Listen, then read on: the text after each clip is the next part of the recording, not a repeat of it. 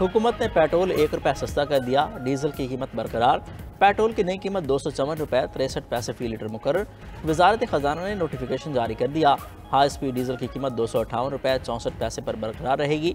मिट्टी के तेल की कीमत का नोटिफिकेशन में कोई जिक्र नहीं किया गया। पेट्रोल की कीमत में कमी का इतलाक आज से हो गया।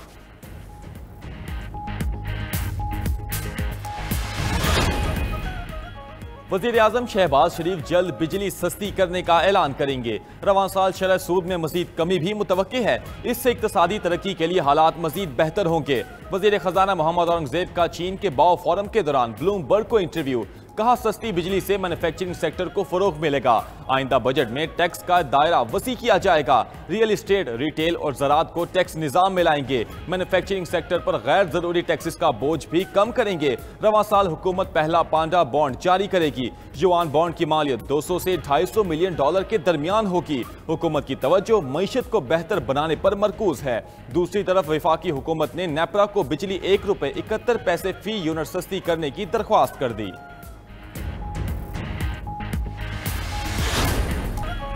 वज़ीर आला खैबर पख्तूनख्वा ने NFC इजलास बुलाने के लिए सदर पाकिस्तान को खत लिख दिया।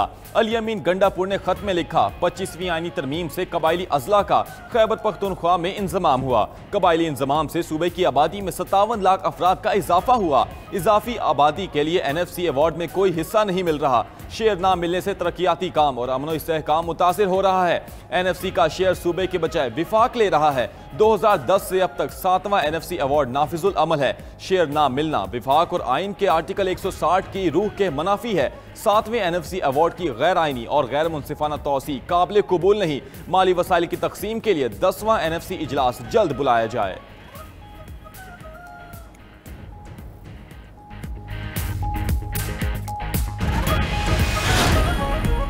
म्यांमार और थाईलैंड में 7.7 शिद्दत का ज़लज़ला, हर तरफ तबाही के मनाजिर।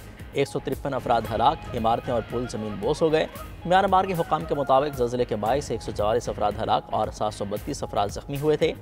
थाईलैंड में 9 अफराद हलाक, 6 ज़ख्मी और मुतादिद लापता हो गए। दोनों ममालिक में तलाश और रेस्क्यू का अमल जारी है। अमरीकी जियोलॉजिकल सर्वे के मुताबिक ज़लज़ले की शिद्दत 7.7 और गहराई 10 किलोमीटर थी। ज़लज़ले का मरकज़ म्यांमार के शहर मंडाले से 17.2 किलोमीटर के फासले पर था। ज़लज़ले के बाद शदीद आफ्टर शॉक्स भी महसूस किए गए। म्यांमार की फौजी हुकूमत ने मुतासरा इलाकों में हंगामी हालत नाफिज कर दी। बैंकॉक में भी ज़लज़ले के बाद अफरा तफरी, लोग दफातर घरों से बाहर निकल आए। भारत में मगरबी बंगाल, बिहार, झारखंड में भी ज़लज़ले के झटके महसूस किए गए। अमरीका के बाद बरतानिया की जानिब से भी लापरवाही की इंतहा। हसास फौजी मालूमात पर मुश्तमिल दस्तावेजात कचरे में फेंक दी। मीडिया रिपोर्ट्स के मुताबिक कागजात एक शख्स को शहर न्यू कैसल इलाके स्कॉट वुड्स में कचरे के थैले में सड़क पर मिले थे, जिनमें फौजियों के रैंक, ईमेल्स, शिफ्ट के पैटर्न और हथियारों की तफसीलात और उनकी स्टोरेज का मकाम तक शामिल था। बरतानवी वजारत दिफा का कहना था, मामले की तहकीकात कर रहे हैं।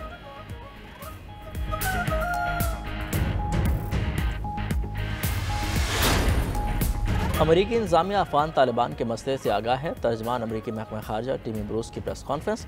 कहा, हिजबुल्लाह से मुंसलिक 5 अफराद और 3 इदारों पर पाबंदी लगाई है। ईरान और उसके प्रॉक्सीज पर सख्त दबाव डाल रहे हैं। अमरीका ईरानी तेल फरोख्त करने में मुलविस हर किसी के खिलाफ कार्रवाई कर रहा है। अमरीकी सदर की पॉलिसी के मुताबिक अमरीका के हर मुखालिफ के खिलाफ इकदाम कर रहे हैं।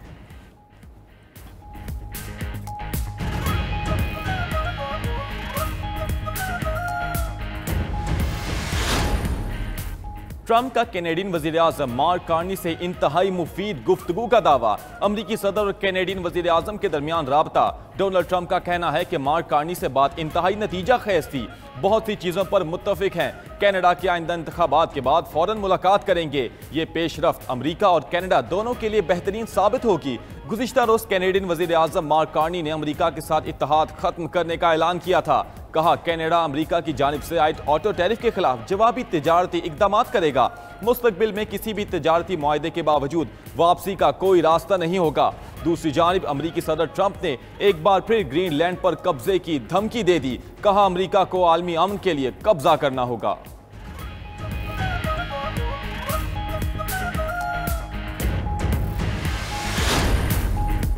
रूसी सदर की यूक्रेन में अक़वाम मुत्तहिदा की ज़ेर क़यादत आर्जी हुकूमत की तजवीज़।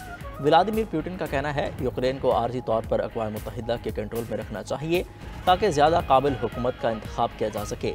मौजूदा यूक्रेनी सदर जायज़ मुज़ाकराती पार्टी नहीं, क्योंकि वो अपनी सदारत की मुद्दत पूरी करने के बाद भी इक़्तिदार में हैं। उधर यूक्रेन ने तजवीज़ को मुस्तरद करते हुए इसे अमन माहिदे में ताख़ीर का बहाना करार दे दिया।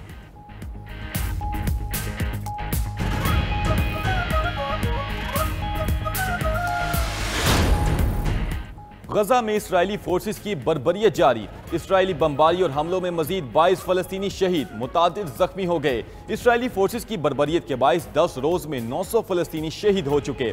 उधर इसराइल ने लबनान जंग बंदी मुआहदे की धज्जियां उड़ा दी। सयूनी फौज ने बैरूत पर भी बम बरसा दिए, 2 अफराद हलाक हो गए। इसराइली वजीर आजम की हट धर्मी भी बरकरार, कहा कि दुश्मन के खिलाफ लबनान भर में कहीं भी हमले कर सकते हैं।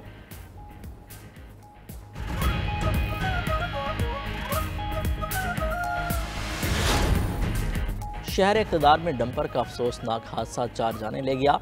इस्लामाबाद के आईजीपी रोड पर रेत से भरे डंपर की ब्रेक फेल, तेज़ रफ्तार बेकाबू डंपर 4 गाड़ियों को रौंदता हुआ रिक्शे पर जा गिरा।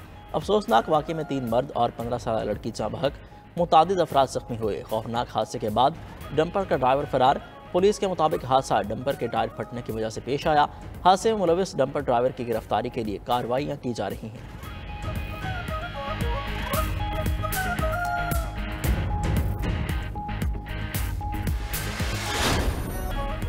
पाकिस्तानी फूड इंडस्ट्री की आलमी फ़रोग की जानिब अहम कदम। SIFC की मावनत से सऊदी अरब में पाकिस्तानी मसनूआत को पजीराई। पाकिस्तानी फूड एक्सपोर्टर्स का सऊदी अरब का कामयाब दौरा, नई तिजारती राहें हमवार। पाकिस्तानी फूड एक्सपोर्टर्स और सऊदी कंपनियों के दरमियान अहम मुआहदे, बिजनेस टू बिजनेस मुज़ाकरात।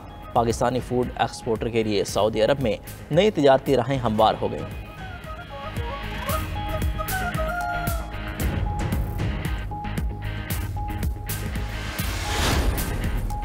गैर कानूनी मुकीम और अफगान सिटीजन होल्डर के इनखला में 3 दिन बाकी। गैर कानूनी अफगान बाशिंदों की वापसी का सिलसिला जारी। 27 मार्च तक 8,82,768 गैर कानूनी अफगान बाशिंदे पाकिस्तान छोड़ चुके। मुकर्ररा तारीख गुजरने के बाद मुतल्लिका अफराद के खिलाफ सख्त कानूनी कार्रवाई होगी।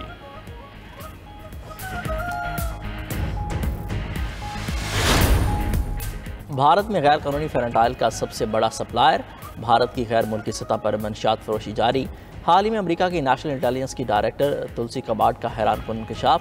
कहा भारत मैक्सिको के मंशियात के कार्टलों को गैर कानूनी फेंटाइल पेशगी केमिकल फराहम करने वाला सरकर्दा मुल्क है। भारतीय रियासत गुजरात से 3 लोगों पर मैक्सिको गैर कानूनी तौर पर फेंटाइल की फराहमी का इल्ज़ाम। सतेश कुमार, हरीश सुतियारा और यक्ता आशीष कुमार को गैर कानूनी तौर पर ममनुआ केमिकल बरामद में मुलविस पाया गया।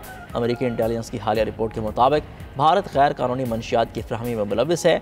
BCC की भारतीय बैनुल-अक़वामी सतह पर वस्ती अफ्रीका को भी गैर कानूनी मंशियात फराहम करता है। नाइजीरिया में 40 लाख से ज़्यादा अफराद भारत से स्मगल शुदा एफ्यून इस्तेमाल करते हैं।